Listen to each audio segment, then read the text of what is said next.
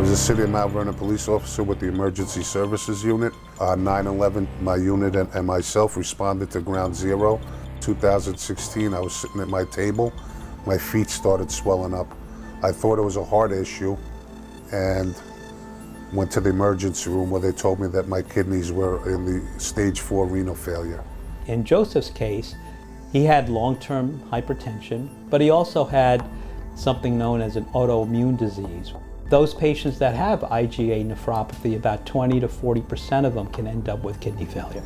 The waiting period for a kidney transplant is terribly long. People can end up waiting 8 or 10 years.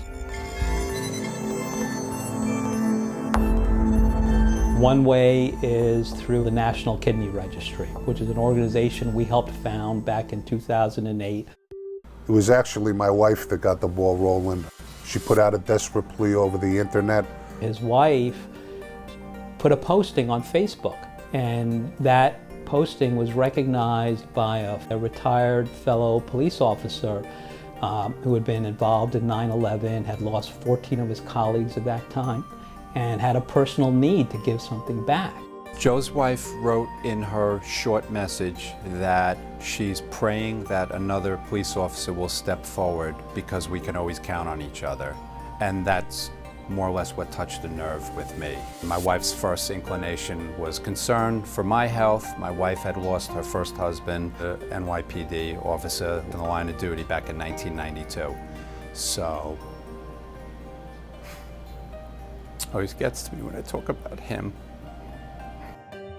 From the moment I made up my mind in the basement, I knew I was going to be a match for Joe. I just knew it. And so we talked for a little bit and she says, go do it. We did not know who the donor was at all. Then he called me one night at our dinner table. Everyone in my family got emotional. And the next thing I know, we met at the operating table.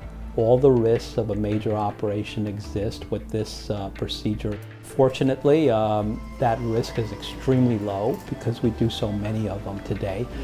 Kidney transplantation at New-York-Presbyterian Weill Cornell is the oldest program in New York State. We've been around since the early 1960s. We've performed well over 5,000 transplants at this center.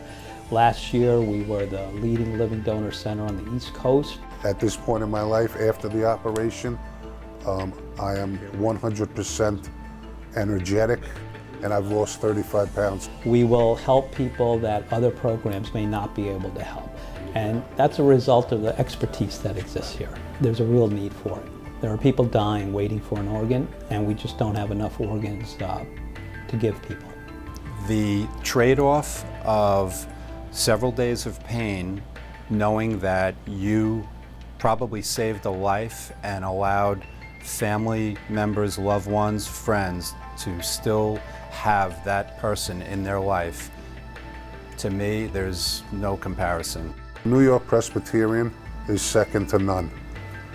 If I could bring attention to this cause of organ donation, then that's all good.